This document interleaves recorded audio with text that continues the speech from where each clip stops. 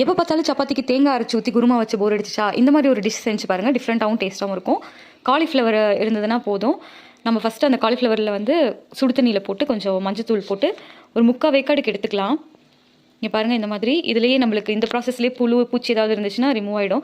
அது பேனில் மாற்றிட்டு மிளகாத்தூள் உப்பு போட்டுட்டு கொஞ்சம் ஃப்ரை பண்ணிக்கலாம்.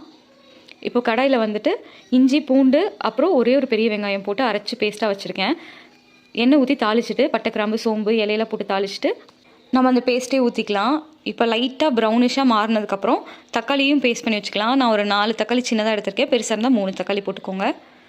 இப்போ இதுவும் நல்லா கொஞ்சம் கொதிக்கட்டும், பச்சை வாசனை போட்டும். இப்போ வந்து மிளகாத்தூள், கரம் மசாலா, காஷ்மீரி மிளகாத்தூள் இருந்தால் அதையும் சேர்த்துக்கோங்க. மல்லித்தூள் எல்லாம் போட்டுட்டு இப்போ இந்த ஃப்ரை பண்ணி வச்சுருக்க இது வந்து பாருங்கள் நல்லாவே வெந்துருச்சு. இப்போ மிக்சியை வந்து கழுவி ஊற்றிட்டேன்.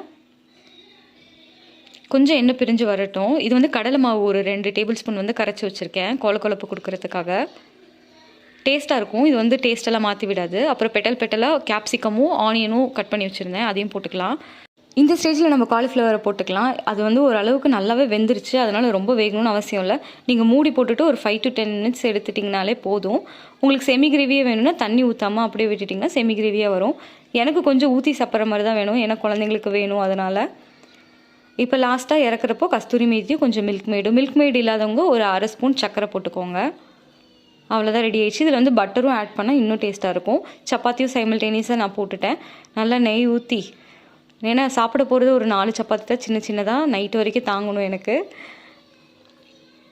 அவ்வளோதான். பச்சைப்பயிறு கொஞ்சம் முளைக்கட்டினது வச்சுருந்தேன், அதையும் தாளிச்சிட்டு நல்லா கொஞ்சம் ப்ரோட்டீன் பேலன்ஸ்டாக சாப்பிட்லாம் அப்படின்னு சொல்லிட்டு. சப்பாத்திக்கு மட்டும் இல்லை, இட்லி தோசைக்கும் ரொம்ப நல்ல காம்பினேஷன் தான். மறக்காமல் ட்ரை பண்ணி பார்த்துட்டு கமெண்ட்டில் சொல்லுங்கள். பாய் பாய் டூடல்ஸ்.